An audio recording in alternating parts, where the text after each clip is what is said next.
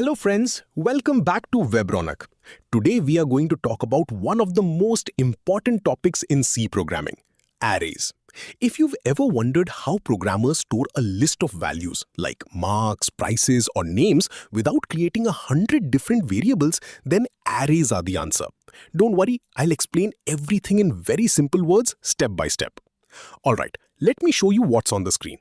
This is a C file called arrays.c. opened inside Visual Studio Code.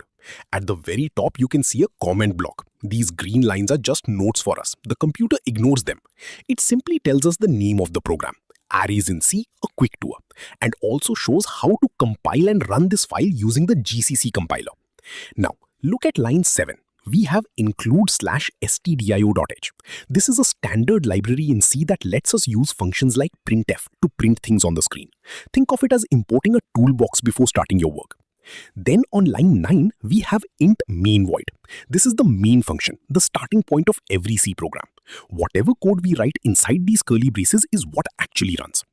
Now, here comes the interesting part.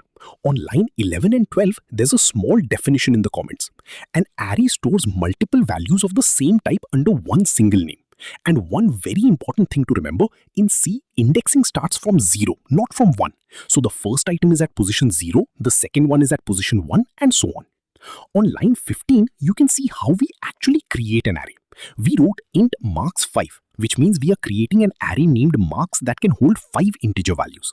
And right next to it, we've given it 5 numbers, 85, 92, 78, 65, and 90. So now all these marks are stored inside one single array called marks. Now, look at lines 18 and 19. This is how we access values from the array. When we write marks 0, it gives us the first value, which is 85. And marks 4 gives us the last value, which is 90. Notice the comment there. It says not marks 5. That's because our array has 5 items, but the positions go from 0 to 4. If you try to access marks 5, you'll go outside the array, and that can cause problems. And finally, on line 22, we have marks 2 equals 100. This line shows that arrays are mutable, meaning we can change their values after creating them. So here the third value, which was 78, has now been updated to 100. Pretty simple, right? Alright, now let's look at the second part of this program. This is where arrays start becoming really powerful. On line 25, we have a simple printf statement that prints the text all marks on the screen. The /n you see there just means go to the next line. It's like pressing enter on the keyboard. Now look at lines 26 to 28. This is called a for loop. Don't get scared by the syntax. Let me break it down for you. A loop is a way to repeat the same action multiple times without writing the same code again and again. Here, we are telling the computer, start with I equal to 0, keep going as long as I is less than 5, and each time increase I by 1. So this loop will run 5 times, for positions 0, 1, 2, 3, and 4. And inside the loop, on line 27, we are printing each mark one by one. So instead of writing 5 separate print statements, this small loop does the job for us. This is exactly why arrays and loops are best friends in programming. Now let's move to lines 30 to 35.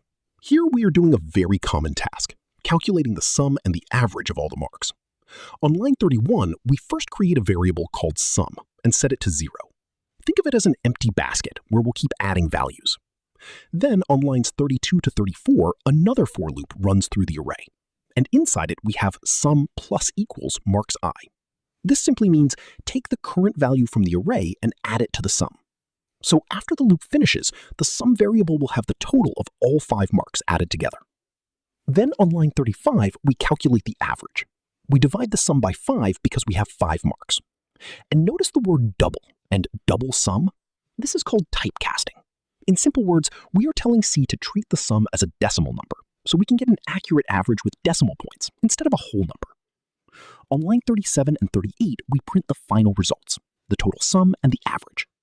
The .2f on line 38 is a small formatting trick. It means show the average with only 2 digits after the decimal point. So instead of a long number, we get a clean result, like 84.00.